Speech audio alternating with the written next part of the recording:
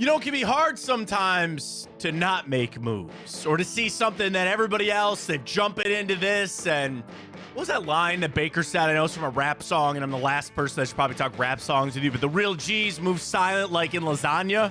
That'd be correct. That'd be correct? All right, I'm on the right path with that. Maybe that's what the Cavs are doing. And it's hard for me to sit here as NBA free agency really starts to get upticking. You see Paul George sign, Tyrese Maxey gets his deal. Cade Cunningham got what? What from the Detroit Pistons? And I know Evan Mobley will get his deal too, but it's hard for me not to sit here on the day they introduced Kenny Atkinson and I sent the gif out, just poking the Cavs going, well, do something. Do something. You know, last offseason was a lot of moves. It was George Niang. It was Max Strus. Like, ooh, good, yeah. Sometimes those aren't the right moves. Sometimes you got to move in the silence. And I know the biggest move for the Cavs this offseason will be re-signing Donovan Mitchell. That seems to be a foregone conclusion at this point. What you're doing with trading the rest of those guys, bad news on that front that we'll get to coming up. But when I watch everything else happen around the NBA, I'm sitting here going, do something. I'm sorry, I've got an itch. I need it scratched. There's nothing I can do about it. I need the Cavs to do something. When will that be? I don't know. Plenty of Cavs to get to this morning. We got to talk guards.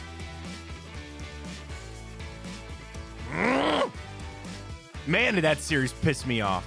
They made the right move with Tristan McKenzie. I think Stephen Vogt said something very important when it came to Tristan McKenzie and where he stands with the Guardians. We'll get to that coming up. Got some football to sprinkle in. Of course, CBS Sports. Teams that will exceed and teams that will fail expectations in 2024. You know where the Browns came out on that list. They're easy pickings, but we'll get to that coming up as well, including potential breakout star for the Browns. We got the grid. We got timeout. We got our morning update on what's going to be a short 4th of July week for us. Happy July. Happy to have it alongside right here on Big Play. Welcome to the show, everybody. I am Matt Fontana. He is Ryan Tyler. Good morning. Hopefully everybody had a fantastic weekend. We survived a 1-year-old's birthday party. Done, over, dusted. We're off to the 4th. Happy to have it. I saw this meme.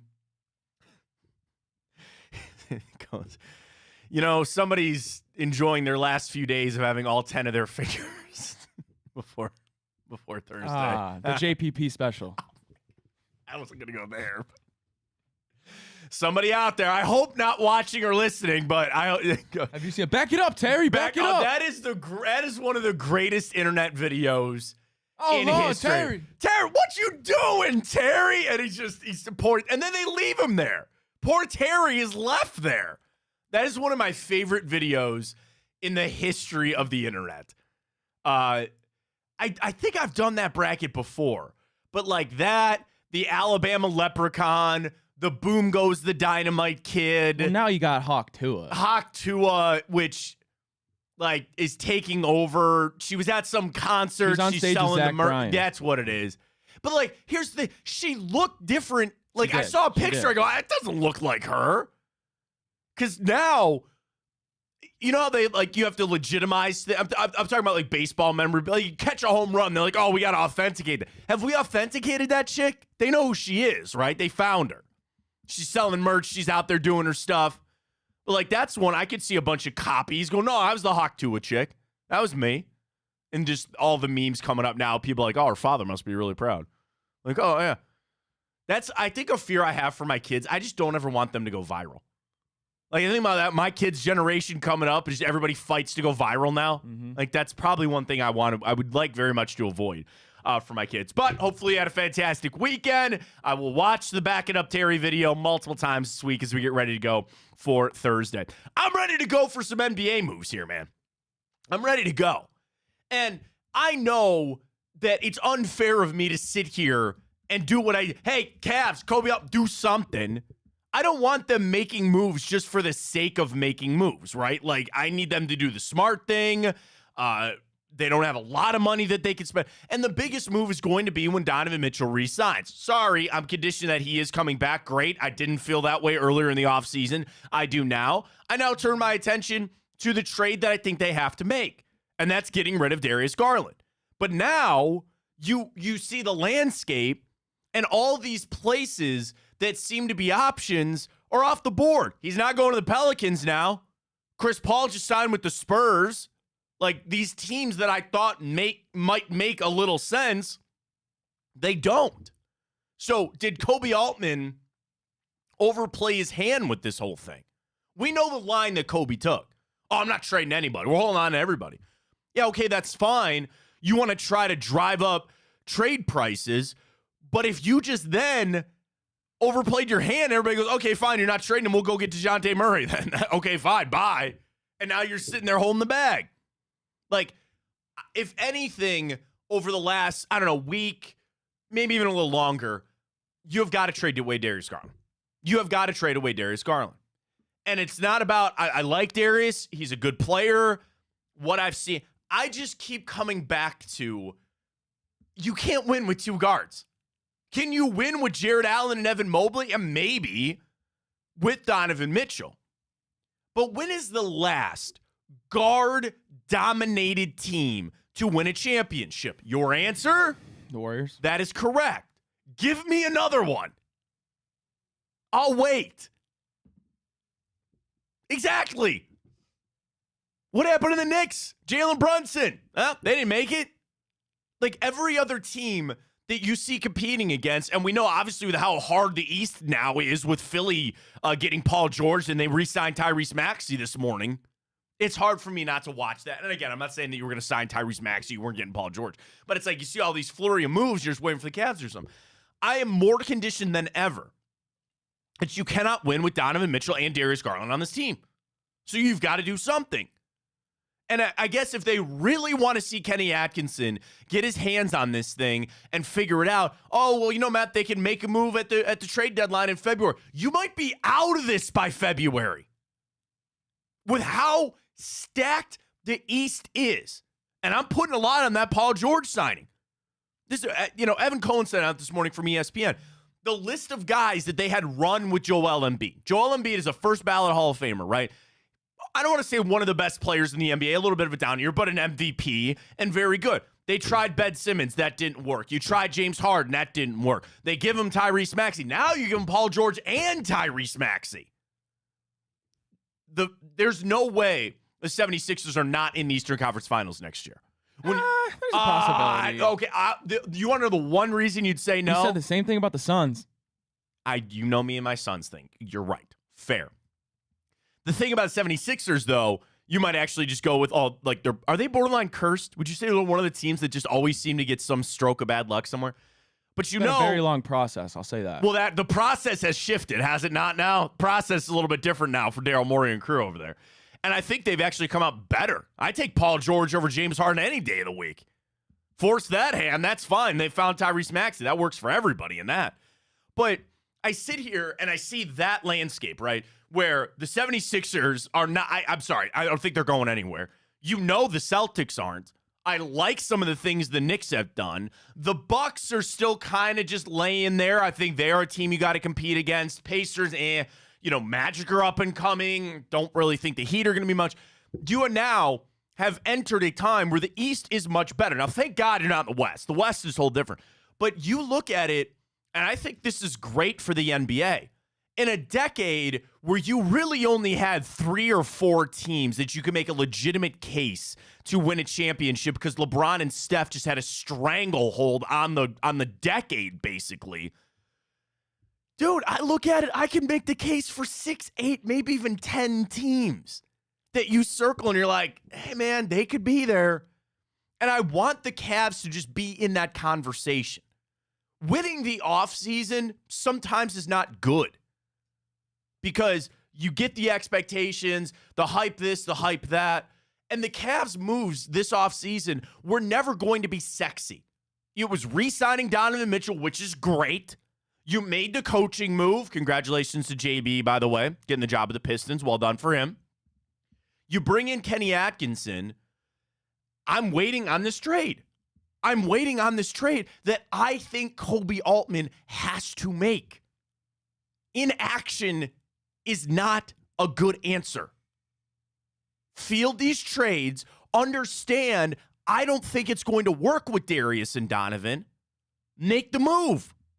And I will fully admit that I'm drunk on the NBA free agency period. It is one of the fun times. I mean, nobody gives a crap about baseball necessarily, but like football, it's always okay. We sign in, the tampering period, all that kind of stuff. We're in it now.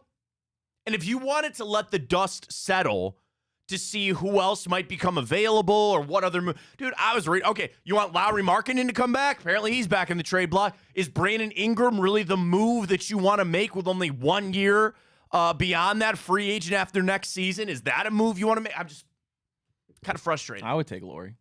You take him back? A dude that can stretch, playing with Mobley, for sure. I'd think about it.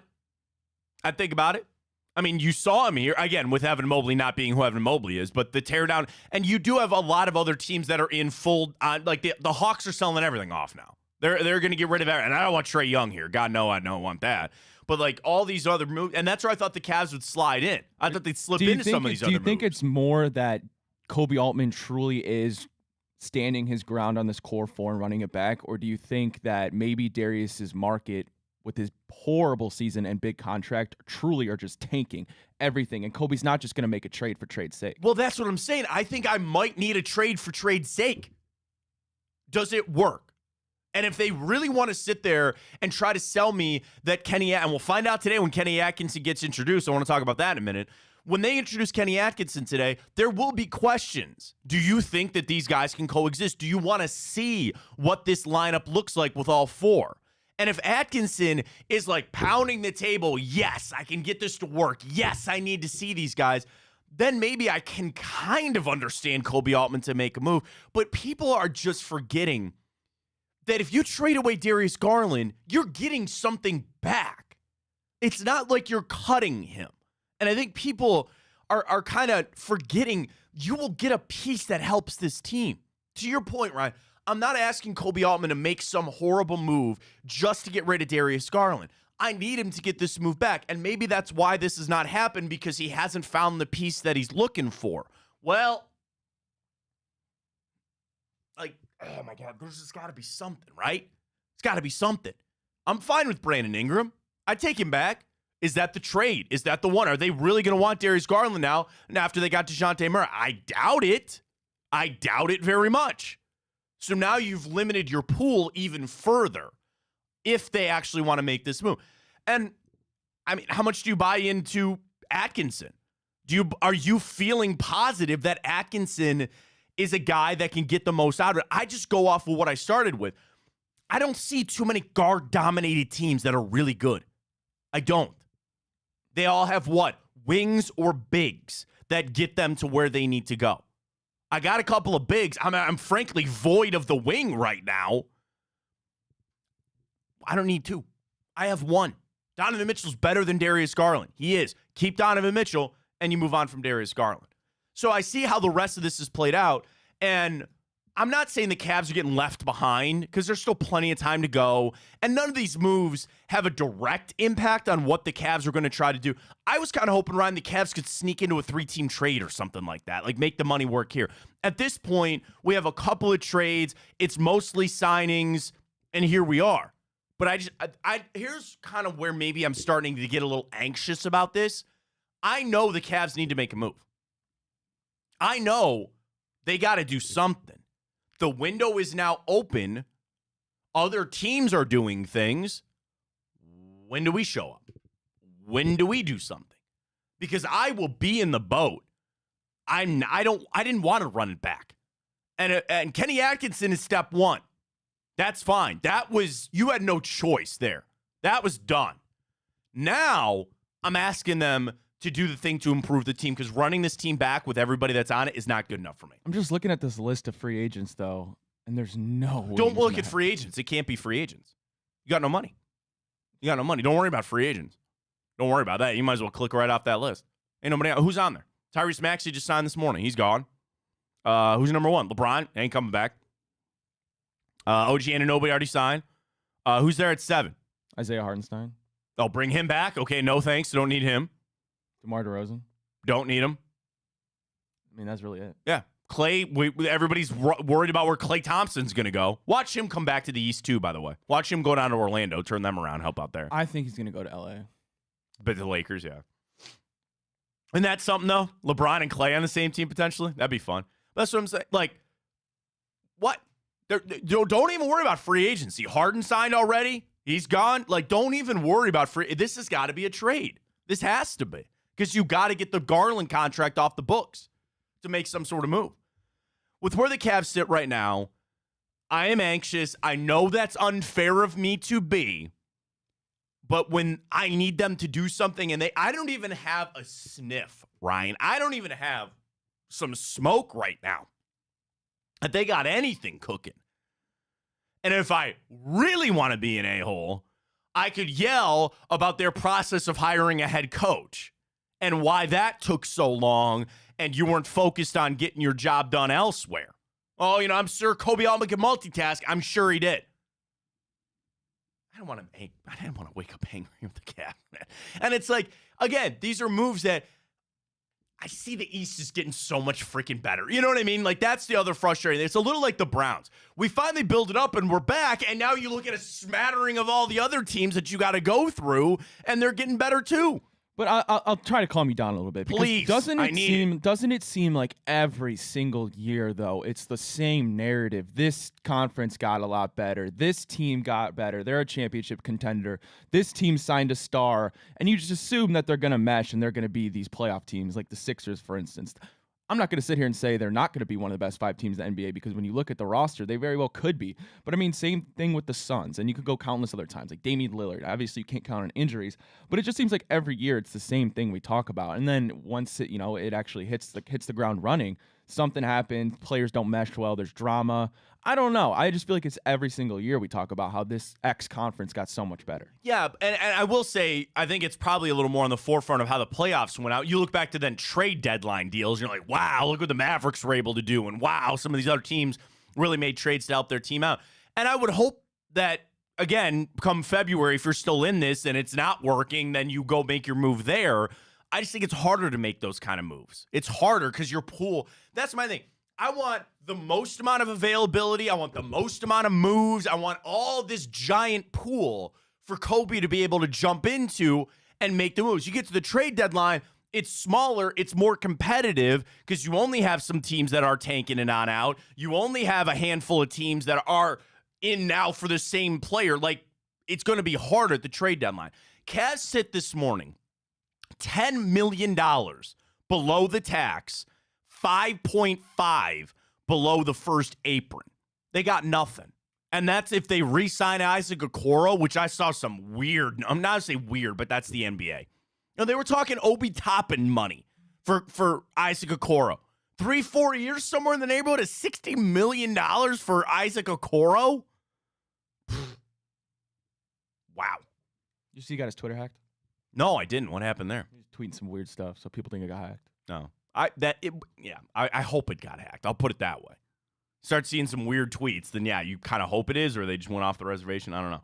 But like, the Cavs are in a weird spot right now because I want them to do something. I know what I want them to do, and they're not doing it. So I'm angry with that. I'm upset. We get to be introduced to Kenny Atkinson later today.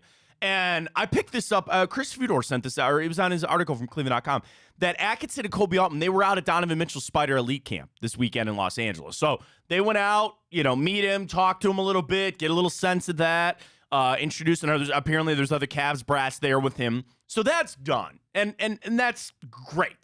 Here's your contract, Donovan. I'm sure you'll sign it. I'm sure Evan Mobley will sign it. We'll account for that money later. But getting a chance to talk to him and maybe get his final verdict on Darius Garland. I know they needed to go because he's your star player and you got a new head coach. This was important for those two to meet and discuss. I'd also have to imagine that some point of their conversations, they wanted to get Donovan's, I don't say blessing because it makes it sound like Donovan's the one making the moves here, but get his final, all right, what do you think about this? What do you think of Jared Allen? They'll introduce Kenny Atkinson today. Just don't go J.J. Redick and you'll be just fine. I almost said J.J. Barea. There's a name from the past. Don't go J.J. Redick. Don't get all pissed off. I'm sure he won't be. But I want the questions asked. I want the question, what do you see out of Darius Garland? Do you think a 2-guard system in today's NBA works. I want to know a little bit about his pace expectations for this team. We've discussed that a lot on this show here about trying to get the Cavs to play a little bit faster. That's it. It's an introductory press conference. If there's anything that the city of Cleveland and fans should be an expert on, it's introductory press conferences for head coaches, because we've had quite a few here. That's about it, right? Anything else from Kenny Atkinson later today, like, oh, really break down what you like? Like, no. What does he think about Darius Garland? Does he think two guards can work in the NBA? And I want a little pace question. That's about it from him. Yeah, other than that, the only thing I can really think of is just your evaluation and process of how you're going to get Mobley to. That's really another good one, too. That's another big part. What are you going to do with Evan Mobley? And I'm sure he's got a plan, and that's part of the reason he got a job. But at this point, it's just words. You know, it's just, oh, I'd like to do this or I'd like to do that. We'll see. I don't know if he'll put Evan at the 5. Well, there's a lot. I know you're saying it has to be. There are people that I read in the NBA who know more than I do about the game, and they say the Cavs have no choice but to put Evan Mobley at the 5. They have to. That's where they play better. That's what he actually might be better at. But how can you do that if you still have Jared on your roster? Well, that's what you got to do. I don't know. And okay. Here's the other thing. You're going to put Jared off the bench? $20 million off the bank? You know what? I don't know. To the money factor into that, I have no idea. That's what it's like. If that's truly what's best for your team and you're stuck with the money anyway, what's the matter? Might as well do it, right? Here's the thing with Kenny Atkinson. We have a book. People are acting like they haven't seen these guys play together. Because what are the two instant comebacks that people have? Number one, everybody got hurt at different times of the year. So it was disconjointed. You had 2 of the 4 here, 3 of the 4 here. You could never get a vibe on it. Then the next thing is, well, we don't know what they're going to look like under Kenny Atkinson. People are just discrediting that we actually know what it looks like. We actually know what Donovan Mitchell with Darius Garland, Evan Mobley, and Jared Allen looks like. It's not like one of them just showed up like Kenny Atkinson. So I would like Kobe Altman to say, I'm going to trust what I've seen on the floor. I'm going to trust what I see with my own eyes watching this team. And yeah, you hope that you don't have to deal with the rash of injuries like we had to deal with this past season. Nobody would want that. Look at your own eyes. Look with your own eyes. Watch this team. And I don't think there's any way you could tell me that this team is good enough to get where you want to go. Kenny Atkinson's a good coach. He ain't a miracle worker. He can't force one of these guys to grow 6 inches and become a wing. It's not happening. So if I have a body of work and enough of an idea to believe that this roster doesn't work, I don't think Kenny Atkinson solves 2 years of seeing it. And if that's what they think, then Kenny Atkinson's doomed to fail. And that's wrong of me to put that on the Cavs. I don't think so. And again, you believe that he's going to have the ascension for Evan Mobley and be good for Darius or good for Donovan Mitchell. Fine. I'm going to ask them to go back to everything that I've seen over the past 2 years. Everything over the past 2 years to see what you have with this team and go make the move. What is that move? I don't know. Because now you're just small things are starting to tick off. Things are starting to come off the list. People are starting to understand what other teams are trying to do and making their moves. But I need the Cavs to do something. And I think they will. I gotta have the faith and belief. This just started. Today is July 1st. Happy Canada Day to everybody. You celebrate? How would you celebrate Canada Day? Have some poutine? I don't know. It's better than Skyline, I'll tell you that much. Yeah, they're saying you're a fraud for that, by the way. Why? They're saying you clearly liked it, but you were acting. No. I mean, here's the thing. Like, is it the worst thing I've ever eaten? No. We've been through that list before. I would not. What did I get done? And I said this to you off camera. I wouldn't come back. I would not go back. Like, I ate it. The noodles are fine. The noodles are noodles. The insane amount of cheese, whatever. I got to say the chili was bland. The chili was a little bland for me. Yeah. So, like, I was open. To be like, oh, like today. Seriously, if you said, hey, we don't have lunch plans today, what do you want to get? Skyline does not enter the conversation. There's no part of me that goes, you know what? I need to go give Skyline another chance. I need to give them another shot here. Maybe it was a bad batch. Maybe it was I'm good. There's just 1,000 different options out there. Better options. than Skyline. So I was not frauding it up. It was my first time having it, and it left me a little lacking. It did not live up to the hype. And I had a low bar. I had a bit of a low bar. But I'm good. We're all right. Not going back. You got your video, and when the Browns beat the Bengals this season coming up, it's going to be a lot of fun. So we'll keep our eyes on the NBA as it goes for the Cavs. Wanted to flip over to baseball. Dude, oh my God, that series pissed me off so bad. Because the Guardians looked defeated. You know what I mean? Like, that looked like a series. They needed a day off. They got their day off now. They're on this race towards the All-Star break. They got a long stretch coming. They make the move to Tristan McKenzie. And here's the thing I wanted to bring up about McKenzie. So this came from Stephen Vogt after the game yesterday. So they make the move. Gavin Williams up. Tristan McKenzie sent down. Maybe something more about, well, whatever. Did that not send a message to Logan Allen, Carlos Carrasco? They better get their act together. Like, Logan Allen is just, he's almost like Tristan McKenzie. Every start, you're like, wait, what's going to go on here? So yesterday, Vogt said this about Tristan McKenzie going down. Quote, "It was a tough day for all of us. We love Tristan. We need him here. We want him here. He is ready to go down, put his head down, and work. Best part of that whole thing, he's ready to go down." And that's where how a player handles that is one of the most important things. He got demoted. That never feels good. But if he understands that this is the best course of action to get him back up here for August and September, to get him right, if he starts with that mindset down in Columbus, good. We're off to a good start. What you don't need is, I didn't deserve this, or I'm pitching injured and they don't respect that, or it's not my fault. You got to understand, I thought there was two paths. Well, I'll give you three. There were three paths that you could have taken with Tristan McKenzie. Number one is what they did. Send him down there, build his confidence back up, work on the mechanics, and we'll bring you back up when you're ready. That's number one. Number two, you keep pitching him and say, you're going to figure this out up here and get after it. But then you risk what you were getting. He was getting shelled. Option three, you just shut him down. And that does nothing for the Guardians this season. And maybe is now the time to revisit the elbow? Is now a time to get him back to the doctors and say, hey, let's just do a little checkup here. Doesn't mean we're having surgery, but it's a time for a little checkup. Are you feeling discomfort? What's going on here? And option three, obviously you wouldn't get him the rest of the year. That's the hard one, because that might actually be the best for Tristan McKenzie's career. And you want to have a real son of a conversation right now? I don't care. I need him this year. That's when you start looking at him as not a person, but as a guy on a sheet and a stat and a roster to say, well, we need this guy. You think that's a possibility, though? The fact that if he is hurt and you want him to pitch through this, that would actually be better for your team in any capacity? If I'm trying to go for it now, if I'm trying to do this now. But he's been abysmal.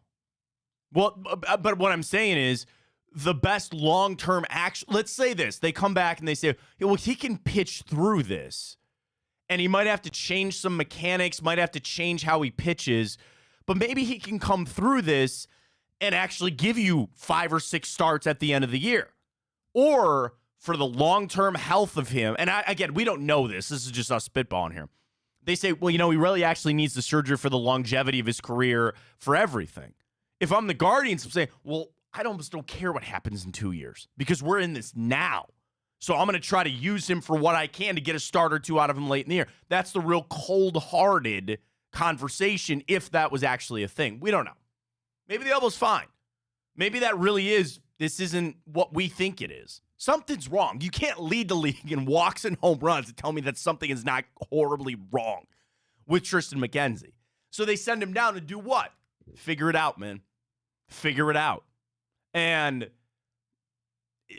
get his confidence back up, maybe change some things, sure. So they made the right move there. But I liked when Vogt said, he is ready to go down.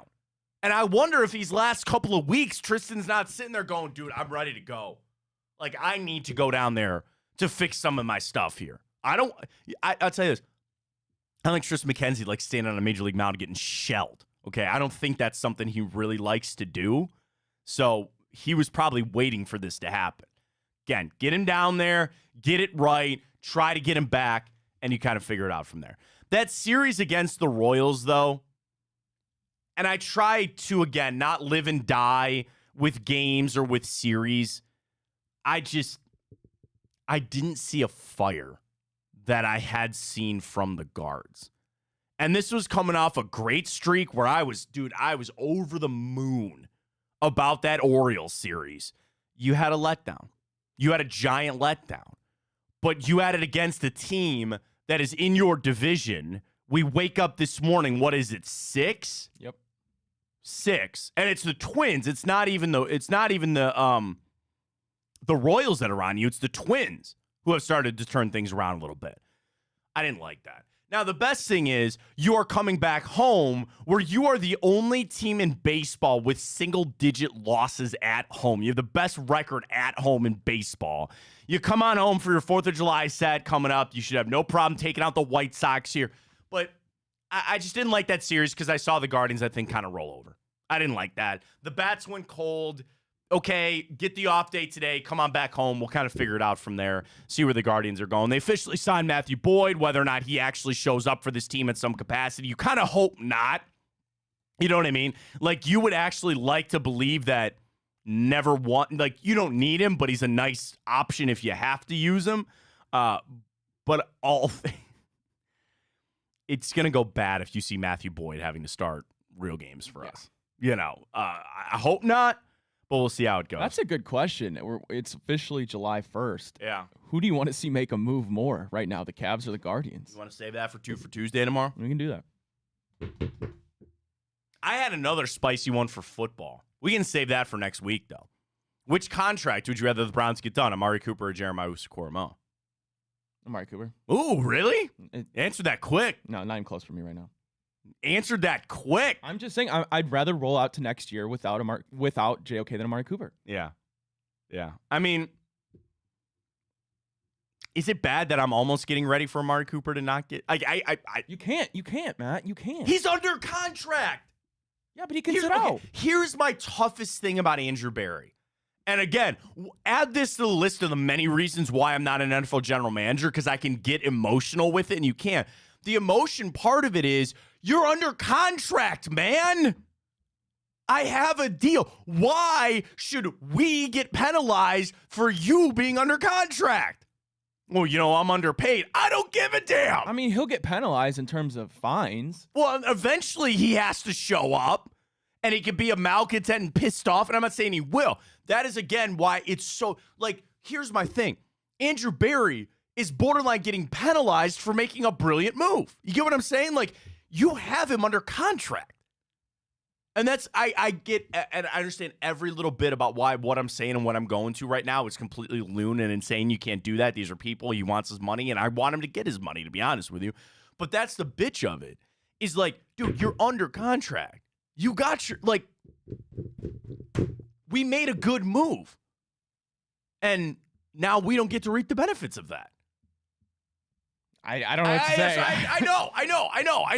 It's right. There's nothing we can do. There's nothing we can do. That's not how the NFL operates. That's not how it operates. Because that is what do you say? The markup. That's why GMs sometimes can't win. Because they look like geniuses when they sign a guy, mostly rookies, to an amazing deal, and you go, man, are we stealing cash right now? Because this guy's playing worth 10 times amount, not 10, but you know what I'm saying. He's worth tens of millions more of what we're paying him. Usually that's like a GM going, yeah, look at me. And then now you have this situation and you go, can't win. He's under contract. He wants more money. And what am I supposed to do about that? Can't just hand that over. You can if you want. Well, I mean, that's the thing, too. It's not about this year. It's about years coming up. Which, what if you went and handed out a bunch of this cash, but then you actually did need it for a Deshaun Watson extension? Andrew Berry has become so good at adding these void years and keep kicking the can down the road and not having to pay this money eventually. Well, somebody's going to have to. And I hope Andrew Berry's here in 10 years when we have $60 million of void money hitting in a year because you just kept moving contracts around. Gets us to the Browns. Well, if you think Deshaun Watson comes out next year and plays well and you do go down the road of extending him, do you think you have to actually worry about another team giving him money? What do you mean? Like, do you think some team is really going to be... Like, let's say Deshaun Watson doesn't have other options. You think he's going to have that much leverage if he plays well because of his history? Oh, you're talking about in a scenario where, like, he doesn't play well. No, I'm talking about in a scenario where he does play well. Oh, he does play well. And you're looking at an extension. Right? And then I'm talking about... Oh, you play the hardball. Like, dude, we gave you so much money that you didn't live up to. You're going to take a little bath on this one. And that's what I'm saying. And that's what you can say if you're the Browns. Yeah. But the realistic part is if there's a team out there willing to pay him that money, then he'll go there. But I'm just saying is, do you think there really will be that team? It takes one team. It takes one drunk team to say, we love Deshaun Watson coming out of the draft, or we love Deshaun Watson in Houston. 10 years ago coming out of the draft. That's what I'm saying. Like, that's all it takes. That's all it takes is one team. A Mark Davis type. Now, what is at play here to help the Browns in that scenario? Most NFL teams got their guy. Whether you actually think Bryce Young is good or not, the Panthers don't need him. Falcons don't need him. The Jags don't need him. The Jets might. You know, there's always going to be a few teams that need a quarterback. But we now live in an age where 3/4 of the league doesn't need a quarterback right now. In 2 years, that'll change, right? But for right now, today, at least 3/4 of the NFL doesn't need a quarterback. That's crazy. But yeah, Watson plays well. They could come back to him and say, again, that's the hard ball that you got to play with the contract. You could say, like, dude, we gave you all that money and you were nothing for 2 years. Act like you're going to give us 2 years of service here to make up for the 2 years you didn't give us. Talk about that goes bad or something. You talk about most hated Cleveland athletes. He's right there. I mean, it was kind of when I got here. But I mean, you know, like I hope I don't get there. Now, that being said, I head over to CBS Sports. So this was an aggregate collection of the CBS Sports NFL writers. Shannon McCarriston, Cody Benjamin, Tyler Sullivan, Garrett Podell, Brian Diardo, and Jordan Dejani. They all went through and they each listed a team that will exceed expectations this year and a team that will fail to meet expectations this year. We start with your Cleveland Browns. Ryan, give me one guess on which list you think they are on. Will exceed expectations or fail to meet them? Well, considering how good we were last year, I'm going to assume they just say we underperformed. Garrett Podell, the Browns will fail to meet expectations. He writes, the Browns scratched and clawed their way into the postseason last year on the strength of a number one defense in the entire league, the best defense in the NFL, powered by Myles Garrett. The Browns came just the second team to ever make the playoffs with 5 different starting quarterbacks going back to the 1984 Chicago Bears. Here comes Watson. Podell writes, Watson returning from having surgery on his throwing shoulder may be more than a negative than a positive. I would say that.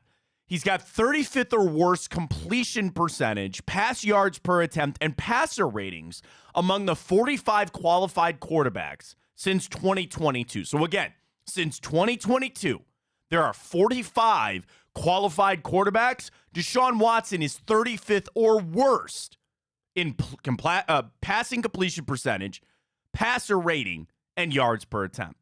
We know Nick Chubb coming off the torn knee. Naturally, we'll see how it goes there.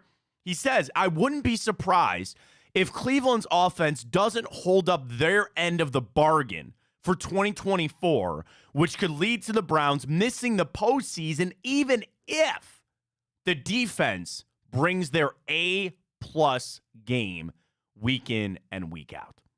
Over under 8.5 wins for the Cleveland Browns. That kind of tells you everything you know from Vegas. 8.5. I'm going over. I would hope so. And I guess I always got to say this too. Like, as tough as the Browns' schedule is, you don't know what some of these teams are going to be in December or January. Like, that stretch that I think a lot of people are staring at, that really, really tough stretch, December, January. You don't know what those teams are going to be then. You don't know what you're going to be. Maybe the offense picks it up. Maybe you need the defense to carry some things early. I kind of actually think the opposite, though. I actually think the offense might come out firing. Because with Dorsey here, you're going to get some little wrinkles. if you're going to get a good version of Deshaun Watson, would it not be the best at the early of the season? I don't need him easing into things. He knows what he's doing out there. So if anything, I could actually see a flip where we start well on offense in the season, and then you need the defense to carry you on out the rest of the way out. Hey, man, I don't care what it looks like. You just got to make the playoffs. So the Browns were on this list of failed to meet expectations. Do you want to run through the rest of the teams that they had on this list, and you tell me if you like them as either exceeding or failing? Yeah. All right, you want to run through the exceeding teams? I mean, what's the baseline for exceeding? I mean, it's just how these reporters feel. All right. They each gave one, so we have a big list here. And here it is. Which teams will surprise people with how well they perform, and then surprise people with how they struggle? So again, like, factor in whatever. Like, it doesn't have to be that these teams make the playoffs, but it's basically like, does this team turn your head one way or the other? Do you turn and go, wow, team number one, exceeding expectations? Shannon McCarrison, the Chargers. Do you think the Chargers, at any point of this season, you're going to turn your head and go, wow, Chargers are actually playing pretty well? I don't. So I'm going to say that that's bad on this list. I don't think the Chargers. And she brings up, obviously they're putting all their money in this Jim Harbaugh thing, but just look at the players that they lost. Look at the changes that they've had on that offense. I mean, you lost your best 3 offensive players. Justin Herbert's your best offensive player. I'm not counting quarterback. Okay, take quarterback out of it. Yeah, Eckler, Keenan Allen, Mike Williams, gone. On an offensive line, too, that's got some issues, too. So do you think at any point in the season the Chargers will turn and say, wow, they're really surprising us? No. Okay. Next up, Cody Benjamin, the Minnesota Vikings.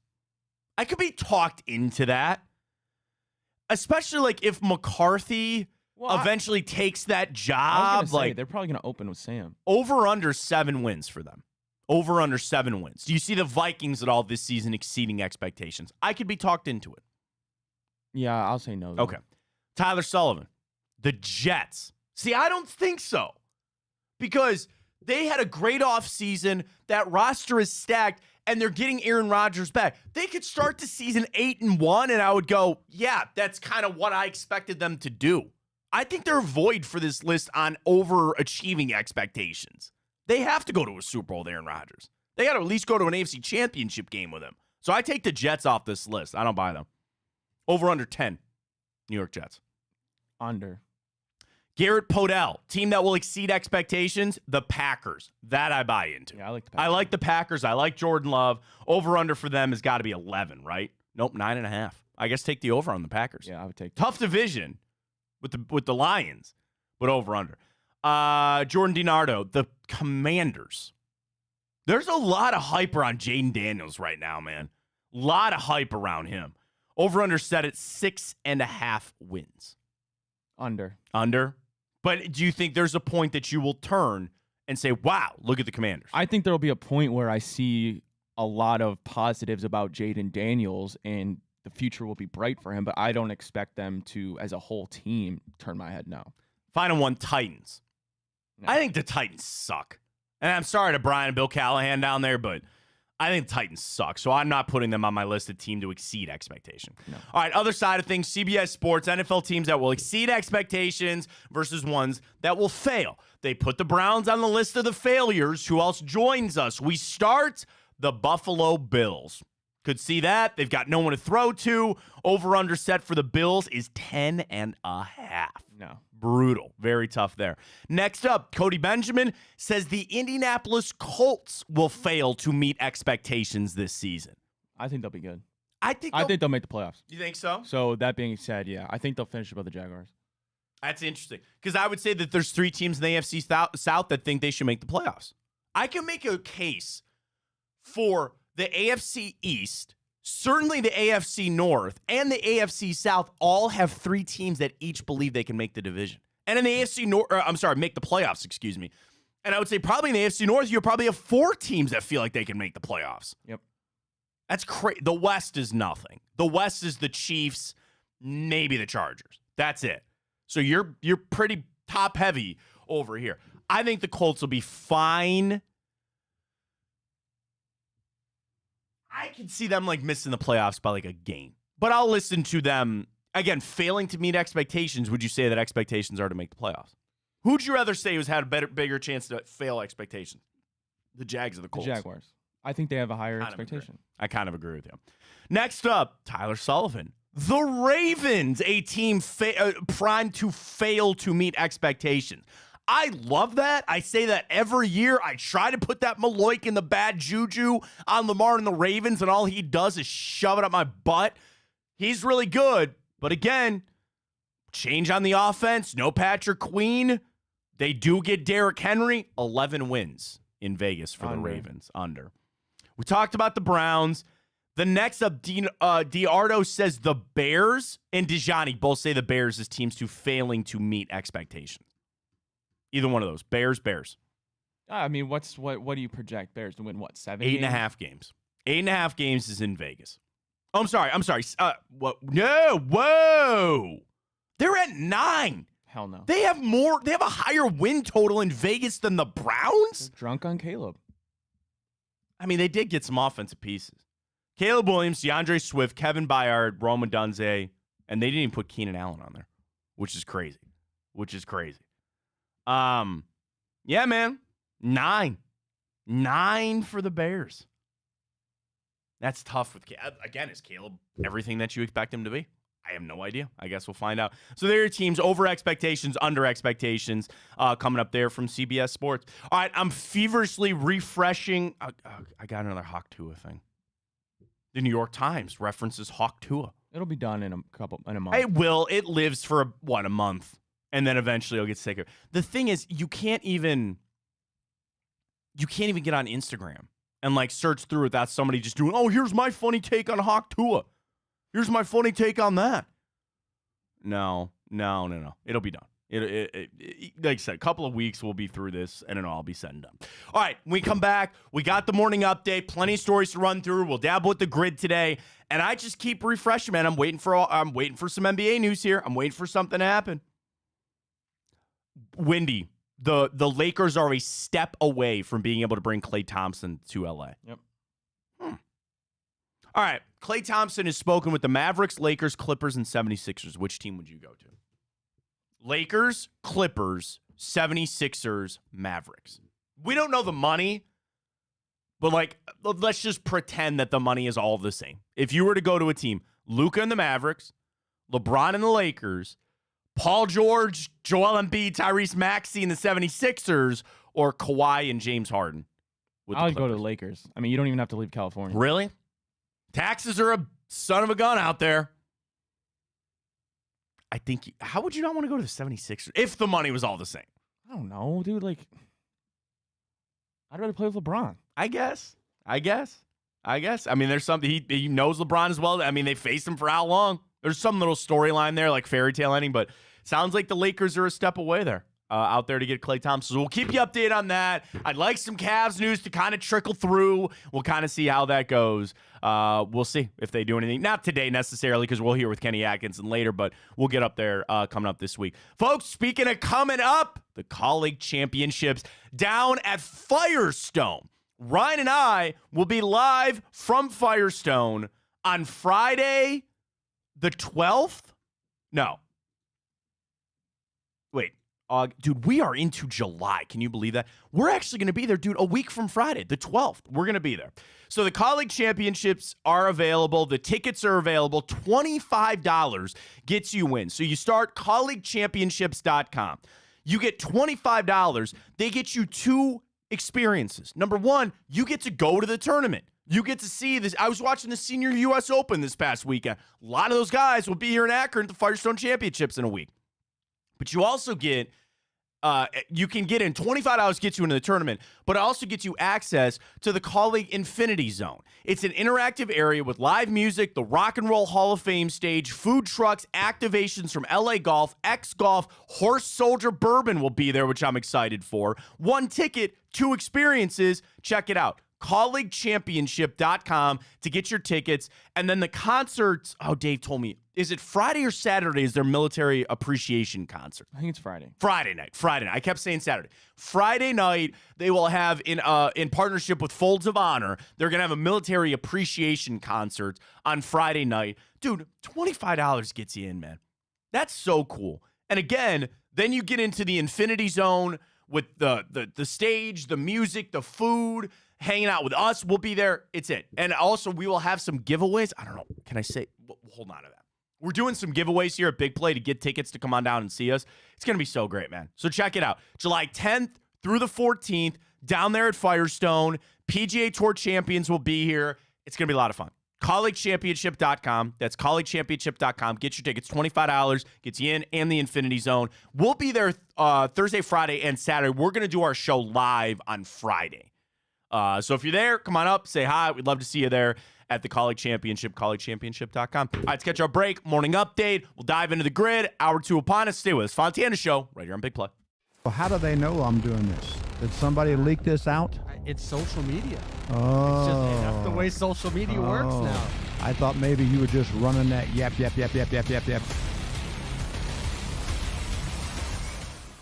Welcome to Big Play, a sports media team that started back in 2014, and now we're not in a garage.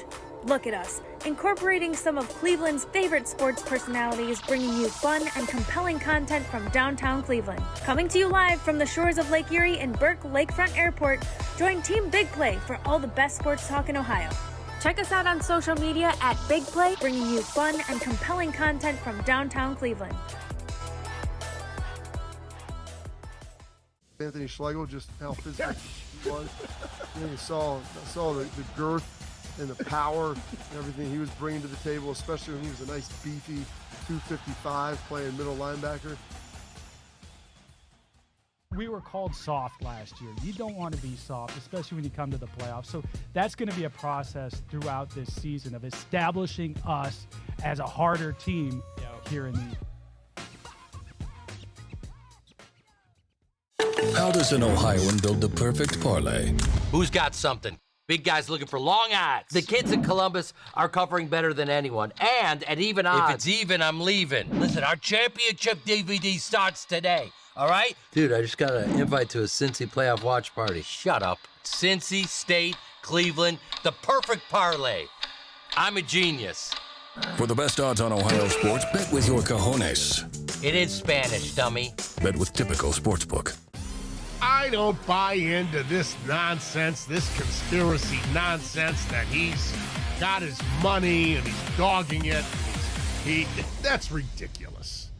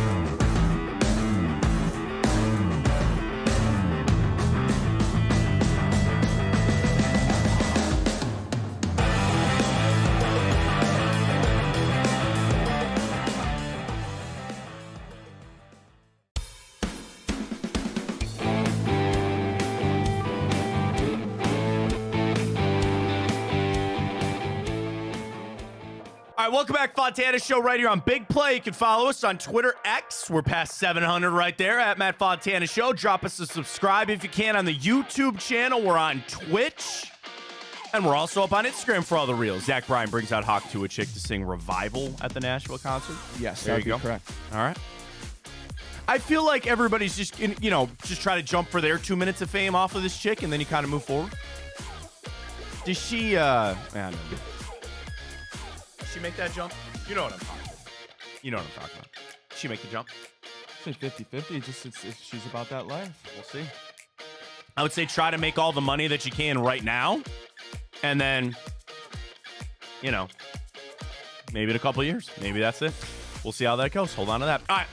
Morning update. Ryan's got the stories, not that. One thing I did want to bring up, we'll get to a little bit later.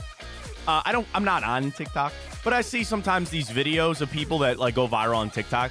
This happened last week with over 1 million views apparently somebody who's a hoteler, didn't know that was a thing. She sent out a video for her 10 tips of things you should never do in a hotel room. Like, when you get in there, things that we all do. She spends her life in hotels, I guess. She said, these are the things that I would never do when you're in a hotel. So we'll get to that a little bit later. Ryan's got the stories. Got to know. Ryan, please take it away. Cavs move something? Not yet. But we'll start with the Guardians. They dropped 3 out of 4 to the Royals. That's good news is they good. still lead the AL Central by 6 games. Did creep down a little bit, but they are off today before they begin a series against the White Sox. Matt, Tristan McKenzie was optioned to AAA, but Gavin Williams did rejoin the team after a long awaited. I mean, yes. Okay, good news. Gavin Williams back. I'm also one that I'm tempering expectations for Gavin Williams. You can't, you can come back, just 6 innings, 1 run every start. Is that what I'm going to be able to get? Let's calm down, okay? He had a good rookie year. He's still just a second-year pitcher who is coming off of an injury. I'm not ready to sit here and say the pitching problems are solved for the Guardians. I would love Gavin Williams to come back and be electric and be a formidable guy. I need 3. I got 2 right now in what I think from Ben Lively and Tanner Bybee. I'd love Gavin Williams to join them. Dude, Logan Allen, which... I'm a big Logan Allen defender. At least I was. It's starting to wear a little thin for me. I never joined that team. I was on that.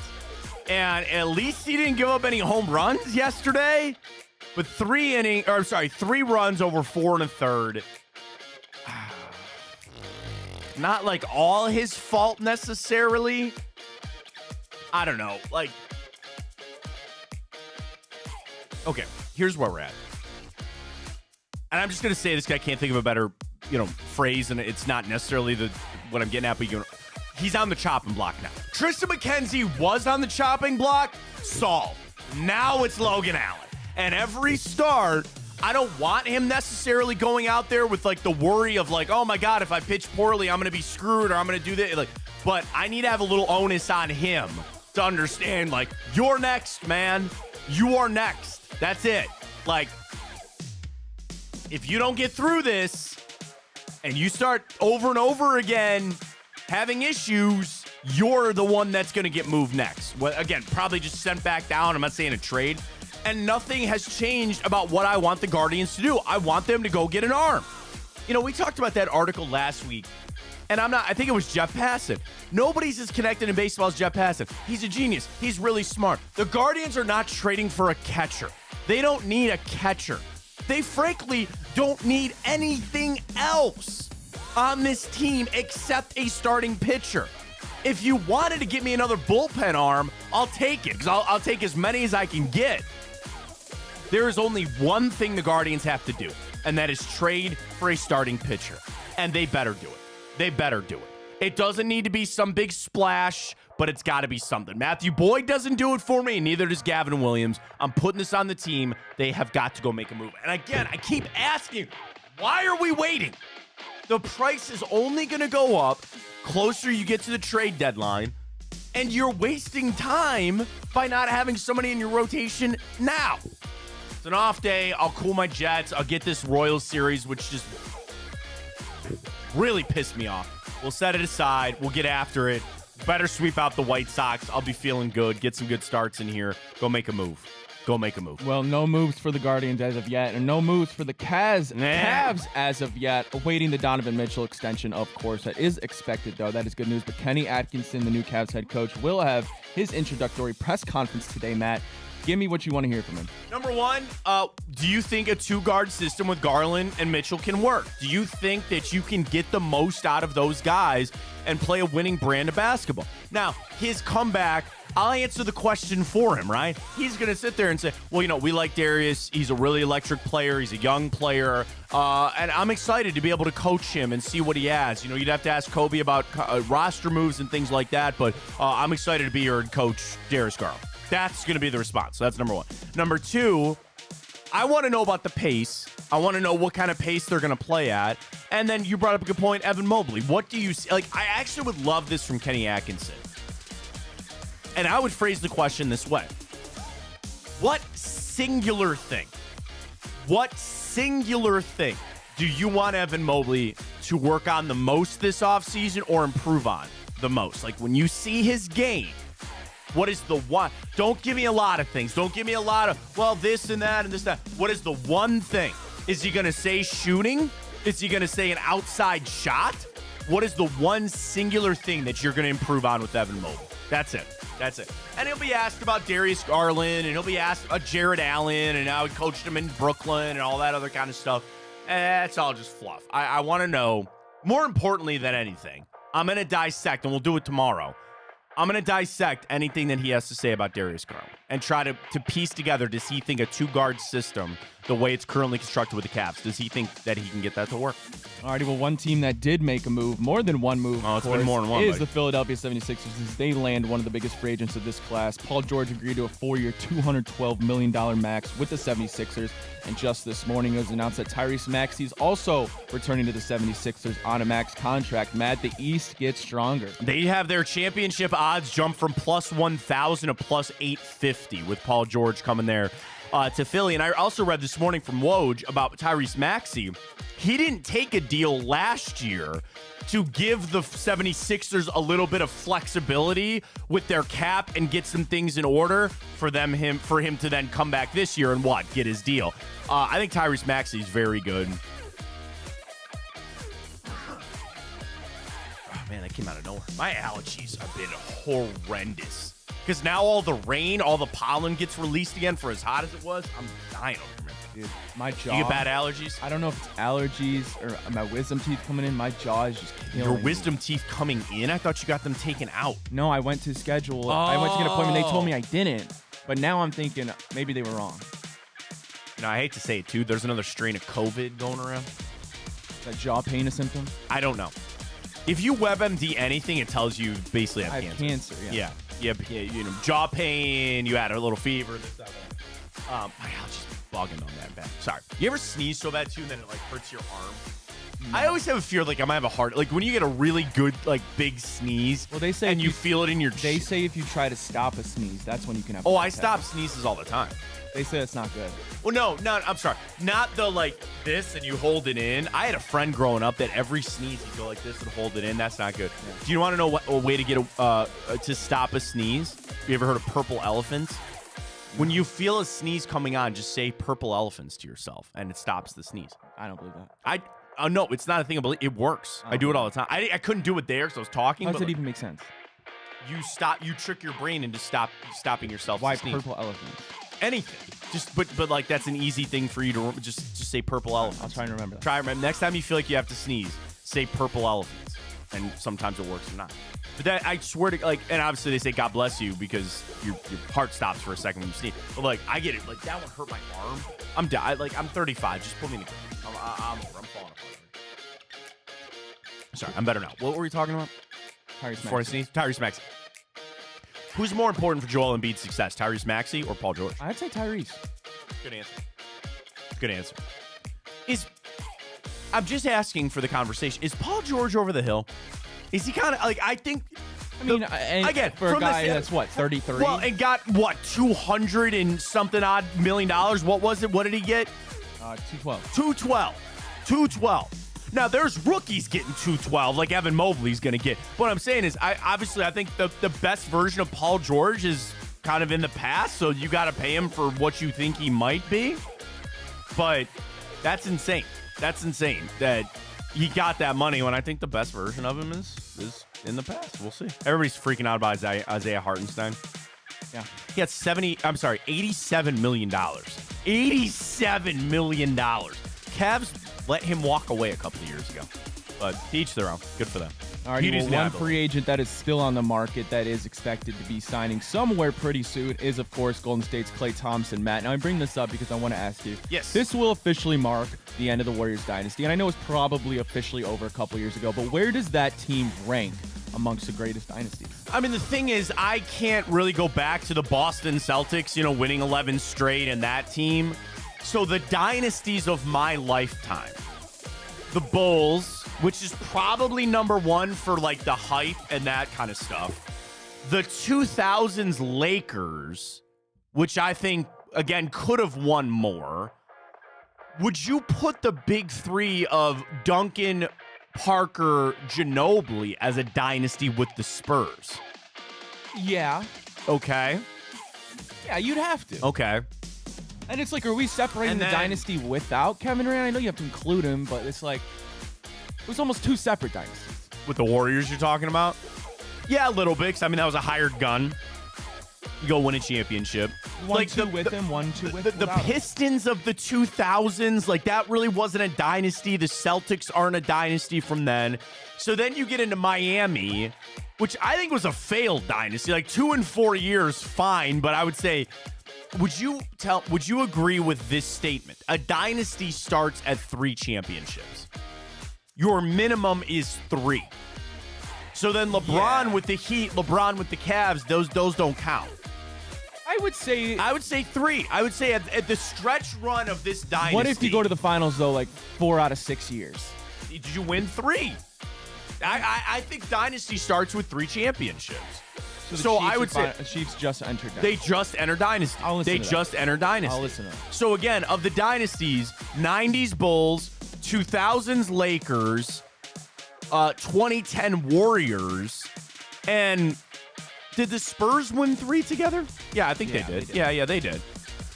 So I would say they're probably the second best because I would say they're behind the Bulls, just ahead of the Lakers, then the Spurs, right? If you talk about my qualifications of winning 3. Tim Duncan and the Spurs won 5 championships, 99, 03, 05, 07, 2014. So you'd say their championship, their dynasty was 03. So really the order goes this, is chronologically. The Bulls into the Lakers, into the Spurs, into the Warriors. And now we have, 7 straight different teams that have won a championship, or 6 straight, whatever it is now. It's tough, man. It's tough to build. So... yeah, I would say that's probably the fair order. I think that's probably where I would look at it. Alrighty, last year in the morning update, Matt. What's the last movie you saw in the theaters? The Batman. It's been that long for me. It really has. So, like, I want to go see Deadpool. It's just about, like, getting out. I think here's what's now, I know nobody really cares about my personal life, but here we are anyway. So the baby is starting to sleep a little bit better. We have a 1-year-old. She struggles a little with the sleep. It is what it is. So the real opportunity for my wife and I now is after they go to sleep. So like 8 o'clock, we're a little free. So we're getting ready for my daughter's birthday party. So like what I would do is I'd put the kids to bed. My wife would go lay down and I'd go work from like 8 to 10:30 at night, sweeping this, clean the garage, whatever. So now I'm like, all right, we did that for a couple of weeks. Now I'm like, let's keep that going, right? 8 o'clock, she goes out to dinner with her friends. Great. I know it's late, but I think that's where I can get like an 8:30 showing of a movie to try to get out. So I think I've earmarked Deadpool Wolverine. I really want to go see that in theater, so I might do that. The reason you bring it up. The reason I bring that up is because I didn't even realize this was a film coming out, but releasing on November 22nd of this year, Gladiator 2. Yes. I didn't realize that's a plot. Will you be going to see that? No. So with Gladiator, I haven't seen the first Gladiator. Really good. Very good. Joaquin Phoenix plays the antagonist. So do you know and Russell Crowe, obviously. Yes. Do you know the plot of Gladiator 2? No. Would you like to hear it? Sure. The Gladiator 2 story will take place 20 years after the events of the original film and follow a now-grown Lucius as he takes on Maximus's legacy. And I guess Lucius was the son of Lucilla. Never seen it, so I don't know what that means. I don't know. So wait, is Joaquin Phoenix in this? No. No, it is the movie stars Paul Mescal as Lucius and Pedro Pascal. Denzel Washington's in it. Wait. So Russell Crowe's not even in this? Don't believe so. Wow. I mean, it comes back to the issue in Hollywood. And Joseph Quinn. Oh, yeah. Stranger Things. Yeah, and he is in the fantastic. That's weird because he and Pedro Pascal are in Fantastic Four together. That's interesting. No, I mean, all they do is just remake movies of 20 years ago. Like, there's no original ideas in Hollywood anymore. So, like, let's make a sequel to Twisters. Why the hell would I ever need a sequel to Twisters? Why? Why do I need a sequel to Gladiator? We're like 2 steps away from them like brushing off the Pirates of the Caribbean. They're like, we're going to bring this back again. How many more Lord of the Rings movies can we make? I mean, look what they're doing with Star Wars. Well, yeah, that's often. What's the other one that's coming out? Oh, they're remaking Beverly Hills Cop. Why? I mean, I think that's going to be on Netflix. Like, it's not going to be like a theater release. But like, they're just going to like, hey, what movie was really popular 20? You want to know why? Because they're trying to get after my generation. They're trying to tug at my heartstrings. I don't know what to. They make another Teenage Mutant Ninja Turtles movie. You know I'm going to go see it. So is the next movie you go to theaters for Batman 2? Yes, that's 2 years away, so I hope that it's not that. Well, I'll get Superman before that, because the Batman's not you'll even... be going to see Superman at theaters. Yeah, I will go see. Because those are, like, especially with the Batman movies, if I got a spoiler, if somebody told me something about the movie before I saw it, that would just drive me up You a can't wall. go on Twitter. So the month that the Batman came out, Did you just mute it? I just muted like 15 different words. I muted Zoe Saldana and Robert Pattinson and the Batman, the Penguin, the Joker. Like, I just muted it all for a month until I actually got to go see the movie. Like, Superman's important to me, so I want to go see it. Like, Deadpool, they released another trailer, so now they have Sabretooth in it. I thought they could have held on to that. The other thing is, like, that's why I don't watch trailers anymore. Well, I have friends that dude, stop watching trailers, man. Stop watching. They let too much out. Yeah. Casey, Bro, they released the whole Batman scene when he was had the bomb strapped to him. Oh yeah. I saw that whole scene before I saw the movie. So the other thing is, and my buddy Casey, he's got a good rule. He goes, I will watch the first trailer and that's it. I will watch the first trailer and that's it, because he knows me and he knows I get hooked on the trailers. So, like, I've seen so much with Deadpool Wolverine. I hope that they've held some back for the movie, and I assume that they have. So that's probably number 2. But my issue is, I'm playing there's a game to be played of, like, I know I'm not going to be able to get tickets the week of, because tickets are just going to be, like, pre-sales already through the ass, right? So if I try to, and again, I'm threading a needle of, I need a showing at 8:30. I need a showing at 8:30, 8:40, maybe 9 o'clock. That's it. To go see a 2-hour movie and then get home on a Tuesday night, right? So I'm trying to thread that needle. So then if I go, I'll just wait another week, tickets will be easier to get, then I'm playing the game of everything getting spoiled for me. So that'll probably be the next movie that I'm, like, most excited about. But it's nuts to see that. There goes Tobias Harris. Yep. 2 year, $52 million with Detroit. There were some people that thought he might work here in Cleveland for the right price, but we'll have to see. Short week. Let's knock it out. Let's feel good. Get the mo rolling. Browns are in it. It's a good thing we didn't have Super Bowl champ, because we don't have any. Well, I guess they would have played for the Browns potentially. But you know how it works. Up and down, left and right. Player for each team. I've already got some that are speaking to me. Go. Let's go, Mr. Big Ben. Yeah, sure. Eli Manning.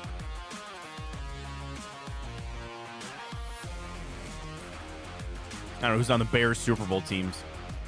I mean, was it not? Did Walter Payton ever win one? I don't know. I really don't. I'm assuming so. Like Sid Luckman, maybe. And again, I'm assuming won the Super Bowl with that team. I don't know. I really have no idea.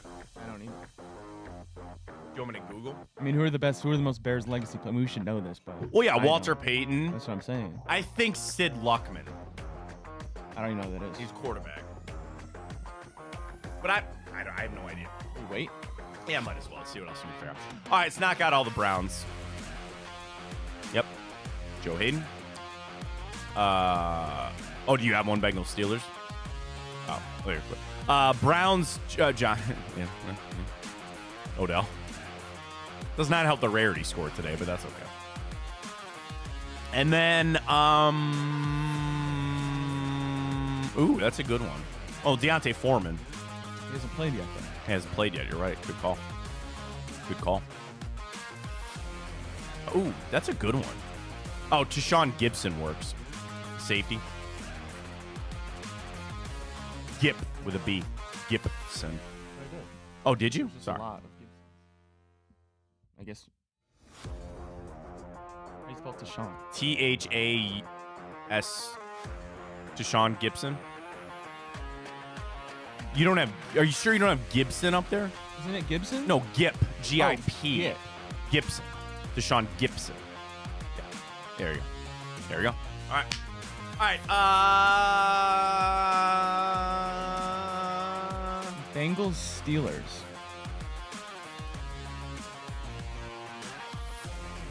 That's an interesting one. That's a really interesting one.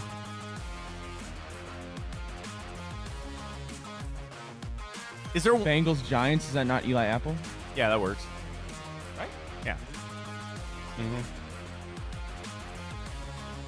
And then Bengals Bears. Oh, Andy Dalton.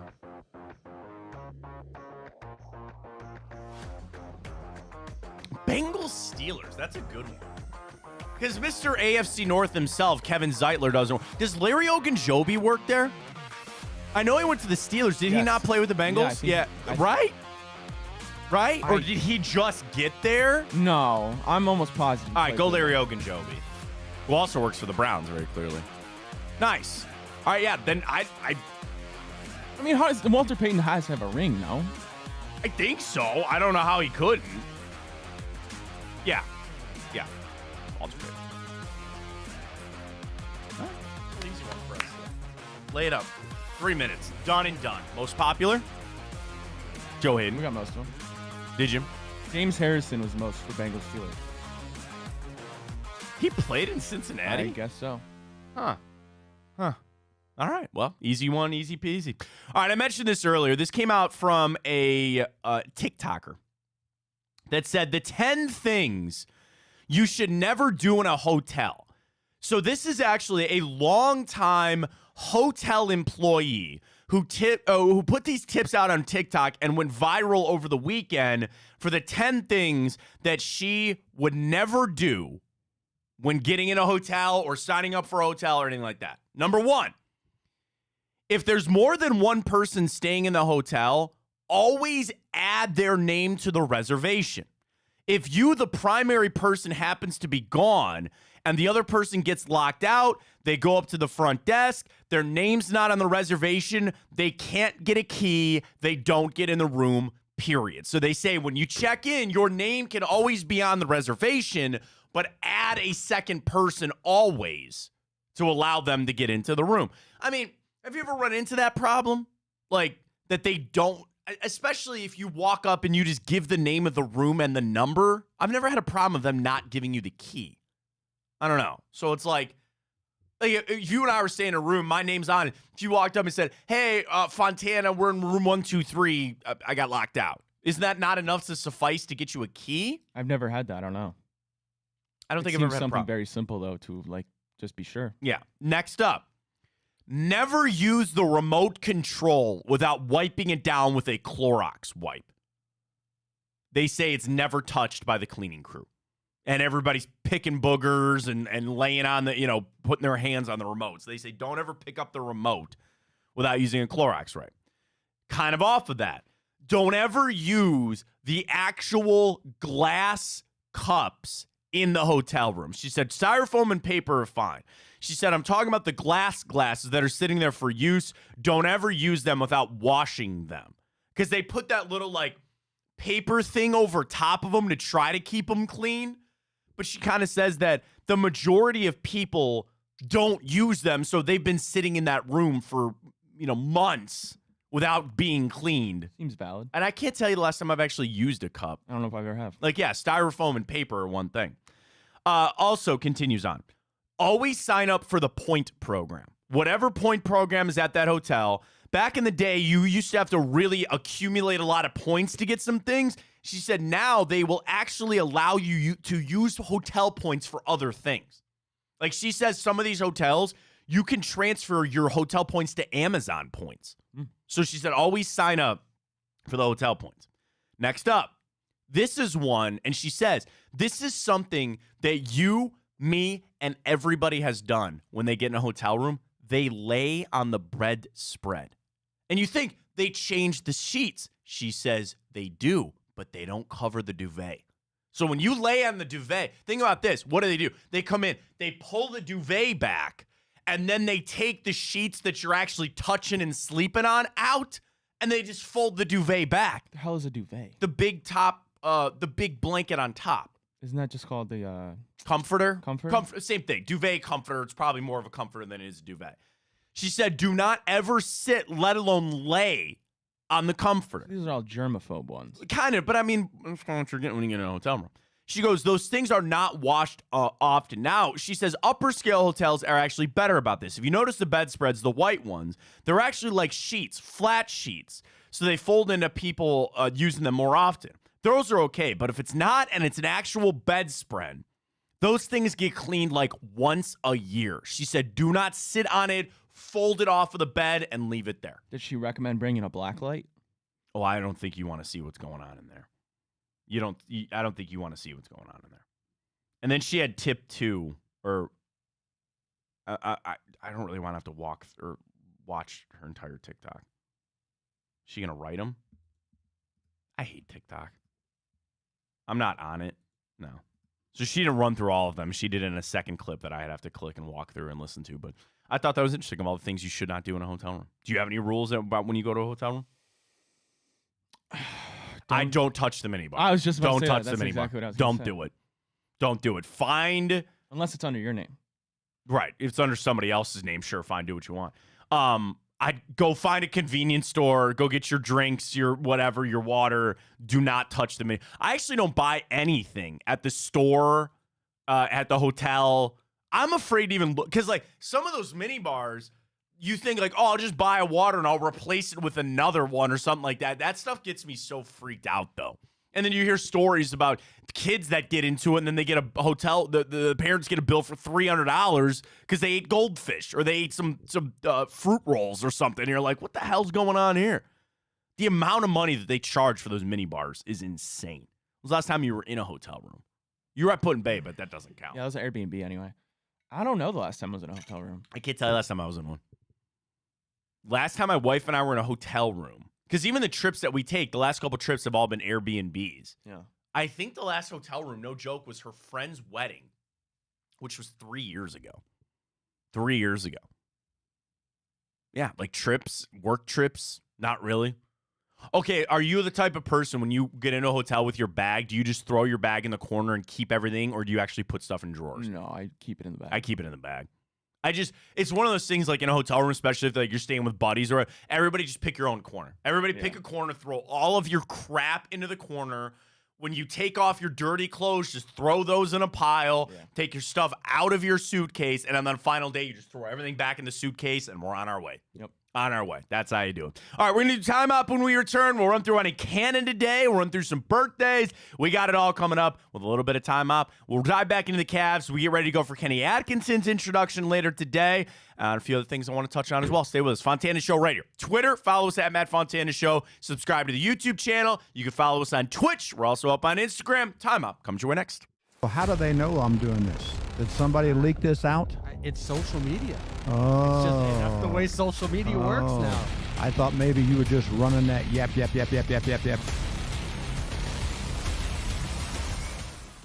Welcome to Big Play, a sports media team that started back in 2014, and now we're not in a garage.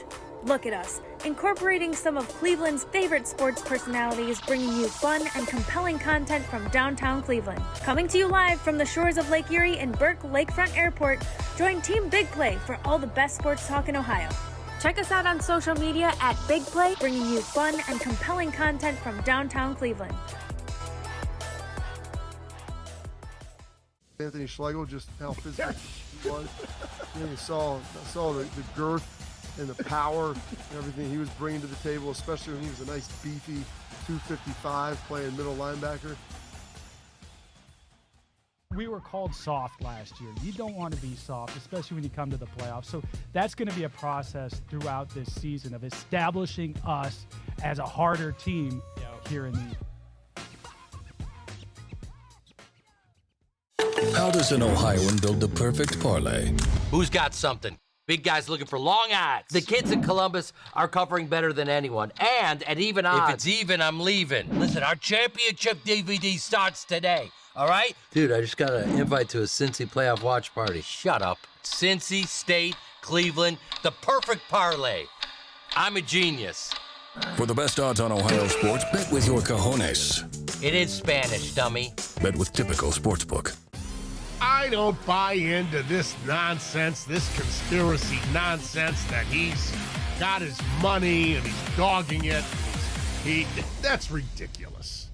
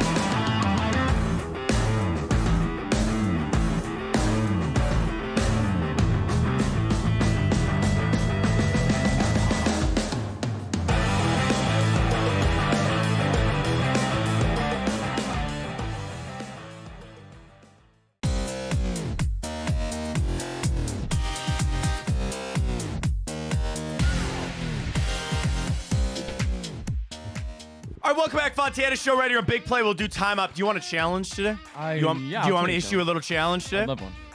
So today, July 1st, you know what becomes official in college football?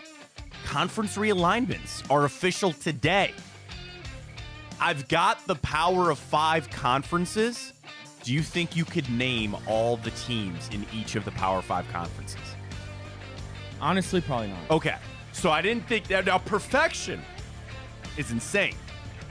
Do you think you can name half of them? Yes. Because the challenge is how insane this is actually going to be this year. I'm down to try. All right, we'll do that as soon as you're on timeout. It's a lot. It's a lot of schools. Oh, I know. But what I want to say is, like, we're going to watch a college football that we don't even know. Like, Ryan is an above-average sports fan. And I'm setting the bar at 50%. That's not a knock at you, man. That's how bad college football has gotten. Where I just need you to give me half of the teams that are in these respective conferences to see how you can get it. So hold on to that. We'll do that when we're done with timeout. Of course, welcome to July, a very important day as we get ready to go. Coming up for the 4th of July. But we start 1 year ago today. And I know you're not a hockey fan. Well, my Blue Jackets did something really stupid 1 year ago today. They hired Mike Babcock as their head coach. Now, I sent a tweet this day 1 year ago saying this was a great hire. He didn't even make it to the start of the season. They fired him after he allegedly went through his players' phones. They tried to defend him and say that this was an exercise of like bringing them together and all that. They hired Mike Babcock. How did he get access? So here's what allegedly the story was. Boone Jenner is the captain of the Columbus Blue Jackets. And Babcock called him into a meeting. And they're talking and they're doing this. One side of the story goes that he asked Boone for his phone to see pictures of his family and to get a little bit of insight of like what he is behind the scenes. Like, show me a picture of your daughter or show me a picture of your dog. The other side of it was he was trying to go through his phone to see what he was doing. What was he liking on Instagram? What was he doing on social media? And he never got the clear story of it. But allegedly, he did that and then put some of that stuff like on a screen for the rest of the team to see. Allegedly. You never got the full story on what happened. So they tried to downplay this.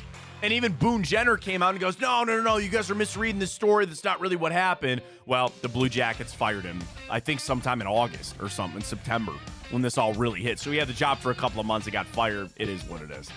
This day, 2020, Indians had their report day for the shortened season that would start a couple of weeks later for COVID year. I mean, I usually don't like bringing this kind of stuff up, but I think it's relevant. This day, 2019, Tyler Skaggs was unfortunately found dead, and I know that now they have that. He's doing supposedly his tell-all with subpoena to tell him how to get the drugs and Matt Harvey and all that other kind of stuff. An unfortunate story this day, 2019. This day, 2018, LeBron officially signs with the LA Lakers. Day 1 of free agency. We all knew he was going. I'm sure he doesn't regret it. He gets to play with his son now. He won a championship. Cried. Happy tears or sad tears? Sad tears. Sad tears. I'd won too many beers, and I got the news. I mean, it's sad because it's over. You know, what's the old saying? Don't be sad because it's over. Be happy because it happened. That's how I look at it with LeBron. I never wished him ill will. Not the first time I wished him ill will. I didn't want him to win jack shit down there with Miami. And I was rooting hard against them. He goes to LA. I was like, dude, I hope he do well. I really do. You know, I don't want it to be at the expense of the Cavs, but the Cavs were rebuilding at that point. So I wished him well when he went to LA, and I would say it all kind of worked out. This day, 2016, the Indians set a 14-game record win streak with a 2-1 win over the Blue Jays. Do you want to go back to 2016 and get you a little bit of the box score from that day? Let's do it. All right. Still the Indians at the time. Cleveland Indians. Schedule and results. Dude, we went 94-67. Won the Central on our way to the World Series in 2016. All right, July 1st, 2-1 win. Your winning pitcher that day was Trevor Bauer? Hang on, because he didn't get the start. Trevor Bauer got the win because this game, oh my God, I remember this game. That's right. July 1st, 2016, it went 19 innings. I remember that. Against the Blue Jays because Trevor Bauer got the win in relief because he had to pitch 5 innings. Josh Tomlin got the start. He gave up 1 run. Dan Otero, Tom Gorzolani, Jeff Manship, Brian Shaw, Zach McAllister, Tommy Hunter, and Jabba Chamberlain. Combined to go 1, 2, 3, 4, 5, 6. They went 7 scoreless innings of relief. Trevor Bauer went another 5 innings of relief scoreless to get the win. 19 innings. Your lineup. Carlos Santana led off. He was 2 for 8 in the game. Jason Kipnis batting second, 1 for 7. Lindor batting third was 3 for 9. Mike Napoli 1 for 9. Jose 2 for 8. Lonnie Chisenhall with a day. He went 5 for 8 at the plate. Yan Gomes eventually got pinch hit for. Michael Martinez, Tyler Naquin, Rajay Davis, and Chris Jimenez all got at bats that day.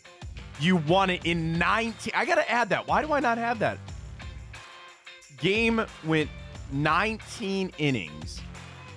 Trevor Bauer got the win going 5 innings of scoreless relief. Wow. How did we win it in the 19th? Hang on. Play-by-play. The 19th inning. Oh, Carlos Santana hit a home run. A solo home run in the 19th inning. Where does that rank amongst the longest games ever? That's a great question. How was that game? 7 hours? 8 hours? Probably. Hang on. I can tell you right now. Stand by. 19 innings. It took 6 hours and 13 minutes to play that game. The longest game in Major League Baseball history happened on May 1st, 1920. It was a 26-inning game between the Brooklyn Robins and the Boston Braves that eventually was called due to darkness.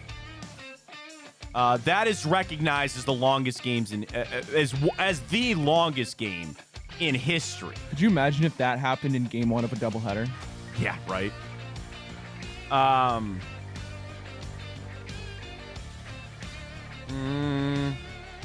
trying to see, like, because I think. Oh, okay. So here's the weird thing. How about this, dude? They played 26 innings in 3 hours and 50 minutes. I don't know how it's possible. Because the average time in 1920 was 1:50. So, like, could you, like, we were bitching about 3 because I'm assuming there was no TV. There was no, like, hey, we're coming back from break. It was guys run out in the field and play. No pitch clock, nothing. So that was the longest game in history, but certainly the Guardians and Jays damn close to that.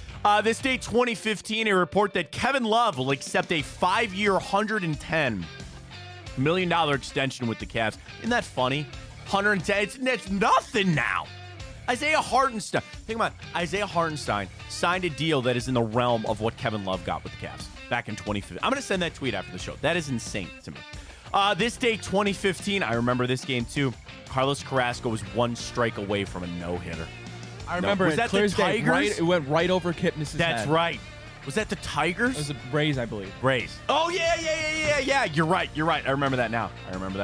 All right, this day, 1987, WFAN launched the first ever 24-hour sports talk format. And isn't that shocking? It took to 1987 for a 24-hour sports station to take off.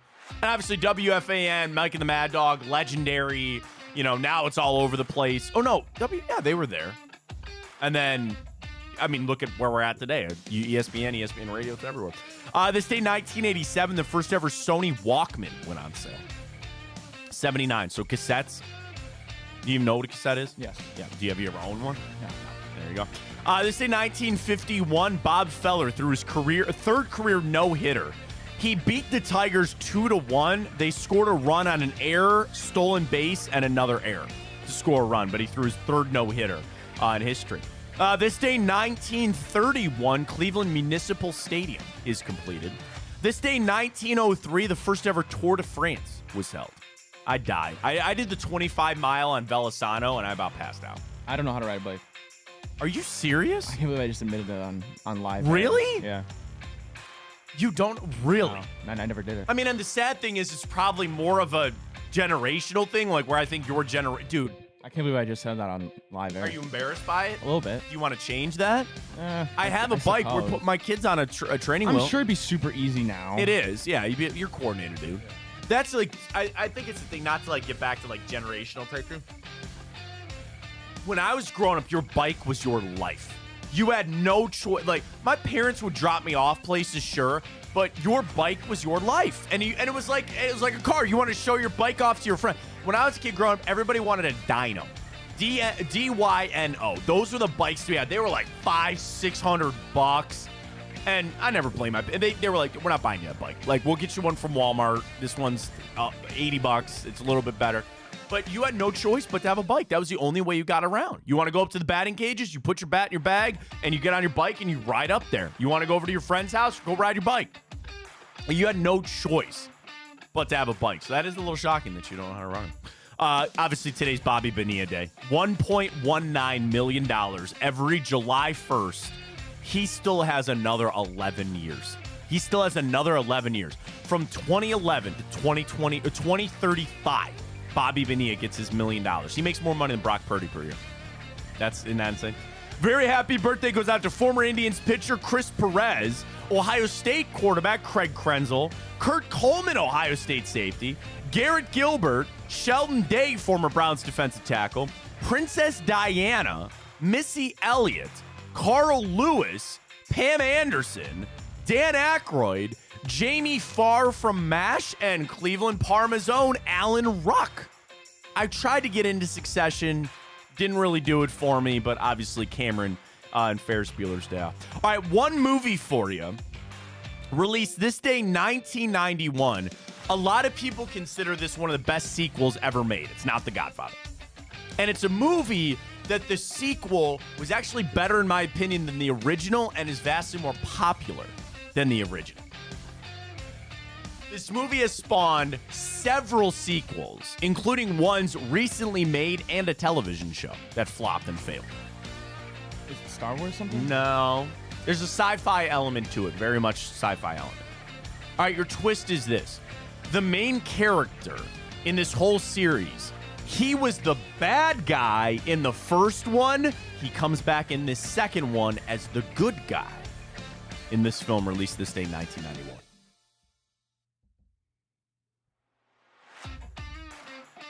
Sci-fi robots.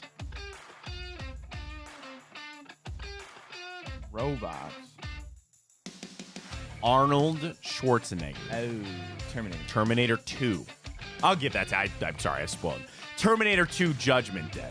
This day, 1991. Never really got into it. It's better than the first. Don't even watch the first one. You might as well just watch it. Now, all you have to know is, I guess you got to know why he's getting it. So in the second one, he's brought back to protect the kid. You just got to know who the kid is and why he's important, but they kind of explain it in the second one. So you really don't need to watch the first one. You can. It's not, I like the second one 1,000 times better, but now you had Terminator Genesis and you have the Sarah Connor Chronicles and it's all spun off into a bunch of stuff. I don't want to watch 70-year-old Arnold Schwarzenegger play the Terminator anymore. Yeah. I don't need to see it. Don't nobody need to see it. So there it is. It's time out for today. All right, we're running out of time here because I wanted to see if you could do this conference realignment thing. So today is the day that all this conference realignment works. So I'll just do it this way. If you can just get half of every of the conferences to see if we can do. All right. Do you want to start with a conference? These are the Power 5. The ACC, the Big 12, the Big 10, You give me the conference. Okay.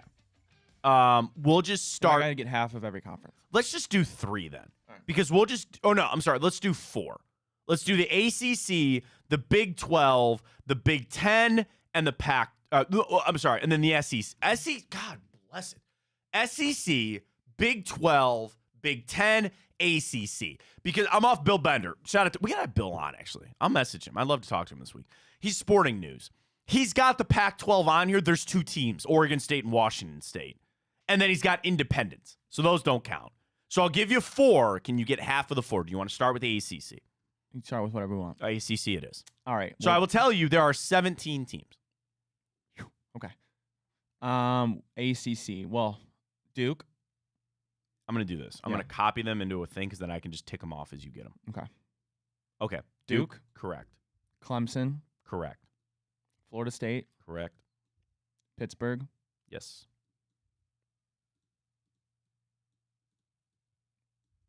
Wow, why am I drawing? North Carolina State? North Carolina State. Syracuse? Yep. Going basketball. Smart thing to do.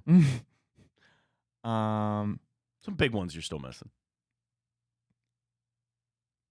No, Kansas is Big 12. Right. Oh, North Carolina. Correct. South Carolina? Are they ACC? No. Gamecocks are in the SEC. So am I at half yet? No, I'm at 7.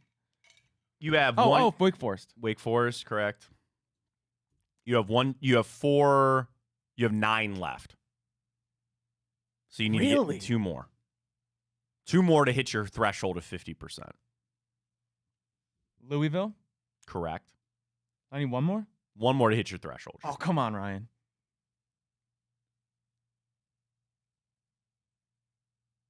Come on. There are a couple that are just like ACC standards too. That you're missing. You're not getting. The reason I brought it up is because there's teams that are coming in that are insane. You could get those, but there's also, I would say, 2 on here that are just legacy programs. Really? Wow. I'm tripping. Maybe I can't. One when I say you're going to kick yourself. Really? You're going to kick yourself completely for ACC? Yeah. This is a team you always think is in a different conference because they are so dominant, but no, they've been in the ACC forever. I feel like I said all the good ones. No, I mean, yeah, relative. Like, this is a storied program. I wouldn't say they're really good right now, but this is a storied program. Multiple national championships. In football? Yeah. Yeah. A lot of felons. USC?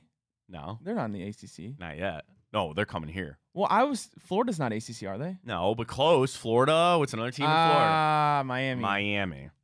Miami. Doy. So there you go. What was I missing? Boston College. Oh, I was going to say I didn't think they were ACC. Georgia Tech. Virginia Tech. What you miss now is Cal, SMU, and Stanford. Cal and Stanford are in the Atlantic Coast Conference. What world do we live in? All right, so you got your threshold on the ACC. We now go to the Big 12. There are 16 teams in the Big 12 this season. You need 8 to hit your threshold. Go. Okay, West Virginia. Correct. Kansas. Correct. Tech, or do we count Texas anymore because they're leaving? They're gone. Yep. They do not count. And so is Oklahoma. Correct. Okay. Cincinnati. Correct. I said West Virginia. Wow. I play these schools. Like I should know this. Tulane. No. I'm like choking right now. I'm like nervous.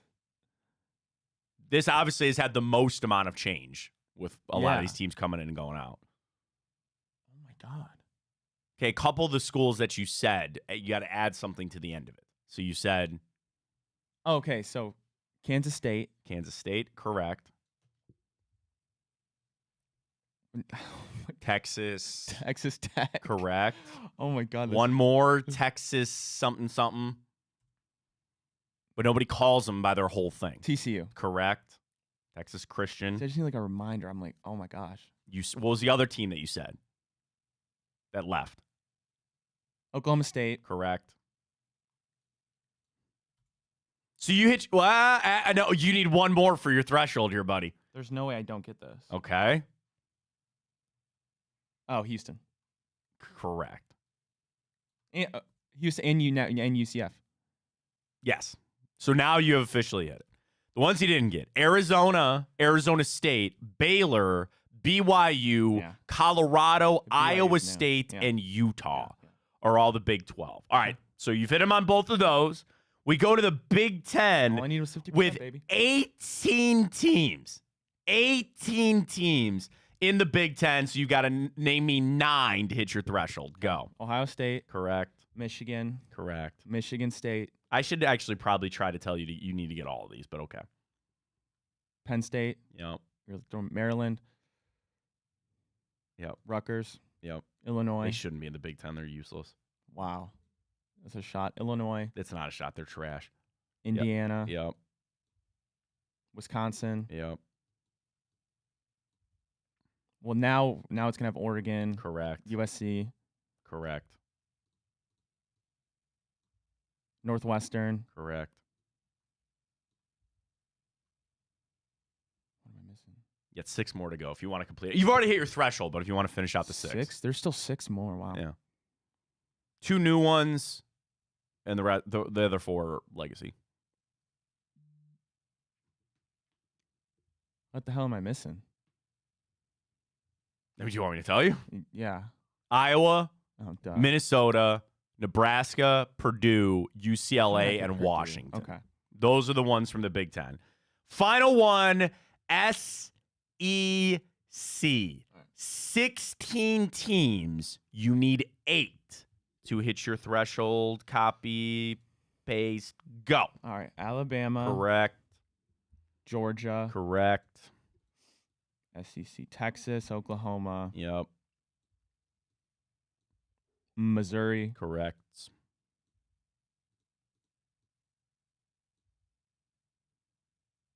Florida. Correct. Texas A&M. Yep. Come on, Ryan. You got the new entry, so everybody else is like, been there. But you still need to get 2 more to hit your threshold. That's so embarrassing.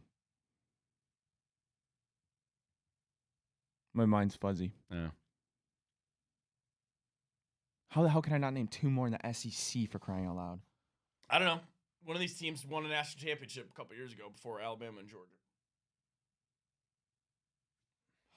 LSU. That is correct. Jesus Christ. I see 1 more. Yeah. All right. I set a low bar for myself. Give me 1 more. Give me 1 more. I did set a low bar for myself. Okay, you said this team earlier, and then you thought they were in the ACC, but they weren't, and then you said, oh, yeah, that's right, they're in the SEC. See, my memory doesn't go back 20 minutes. Sorry. 10 minutes. They have a funny name. They have a funny name. Yeah, their mascot is pretty funny.